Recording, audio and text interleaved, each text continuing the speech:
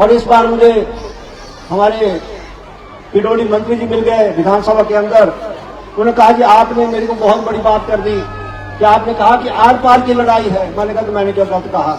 Are पार की लड़ाई है तो आर पार की लड़ाई है। हमारे परिवारों में आर पार की लड़ाई थी, अभी भी चली हुई है। परंतु पंडित सुखराम जी के आशीर्वाद की वजह से जिन्होंने आदरणीय हमारे मुख्यमंत्री सुखविंदर सुक्खू जी हैं, तो उनके पंडित सुखराम जी ने उनको राजनीति में लाने का प्रयास किया था और राजनीति में आज वो मुख्यमंत्री के रूप में हमारे प्रदेश के अंदर है। वीरभद्र परिवार के साथ आर पार की लड़ाई जारी है तो सीएम सुक्खू के मुरीद हैं अनिल शर्मा। हिमाचल प्रदेश के दो सबसे बड़े सियासी घरानों के बीच अदावत की ये कहानी पुरानी सही लेकिन बादस्तूर जारी है। अब न वीरभद्र सिंह इस दुनिया में है और न पंडित सुखराम इस जहां में रहे, लेकिन दोनों परिवारों के बीच तलखियों की झलकियां दिखती रही हैं। अनिल शर्मा के इस ताजा भाषण ने फिर दोनों परिवारों के मतभेदों को तो उजागर किया ही, सीएम सुक्खू के साथ उनकी घनिष्ठता की चर्चा भी छेड़ दी। अनिल ने एक तरफ कहा कि स्वर्गीय वीरभद्र सिंह के परिवार के साथ उनके परिवार की आर पार की लड़ाई आज भी जारी है, तो दूसरी तरफ मुख्यमंत्री सुखविंदर सिंह सुक्खू की तारीफ के कसीदे पर डाले। चाहे भाजपा के तमाम विधायकों को सीएम सुक्खू से गिले हों, लेकिन अनिल शर्मा को सीएम कभी इनकार नहीं करते। मैं मुख्यमंत्री से मिला जाकर, मैं कहा मुख्यमंत्री जी मुझे मंडी के लिए बाईपास के लिए पैसा चाहिए जो विधायक की स्कीम है और मैं आपको ध्यान में इसलिए लाना चाहता हूं। उसी वक्त मुख्यमंत्री जी ने चिट्ठी लिखी और उसमें कहा कि आपको 22 करोड़ रुपया आपके लिए जो है बाईपास मंडी जो बनेगा, क्योंकि आप देखते हैं ट्रैफिक की वजह से। मैंने मुख्यमंत्री से कहा था कि आप पैसा दीजिए, हमारा 1 साल हो गया। और मुख्यमंत्री जी ने विधानसभा के अंदर मुझे कहा कि आपको 2 करोड़ रुपए मैंने दे दिया वहां के लिए। वहां पर पिडोडी मंत्री फाउंडेशन रखने आए, परंतु जो है मुख्यमंत्री जी ने मेरे अनुरोध पे वहां पैसा दिया। बहरहाल अनिल शर्मा के इस भाषण ने एक नई सियासी चर्चा तो छेड़ी ही है, कुछ सियासी गड़े मुर्दे भी फिर याद दिला दिए।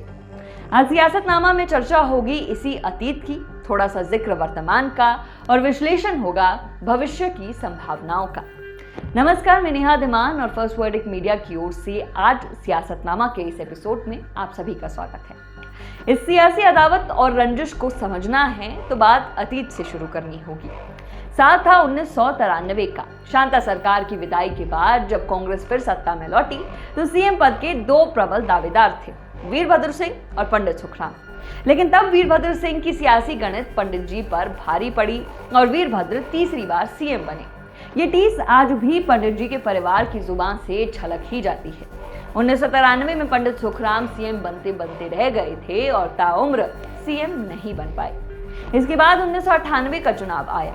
तब वीरभद्र सिंह रिपीट को लेकर आश्वस्त थे, लेकिन तब तक पंडित सुखराम और कांग्रेस की राह अलग हो चुकी थी और पंडित जी हिमाचल विकास कांग्रेस बना चुके थे। उस चुनाव में कांग्रेस और भाजपा में कांटे का मुकाबला हुआ, लेकिन निर्दलीय जीते रमेश भाला और पंडित सुखराम आखिरकार भाजपा के साथ हो गए और 5 साल भाजपा और हिमाचल विकास कांग्रेस की सरकार चली।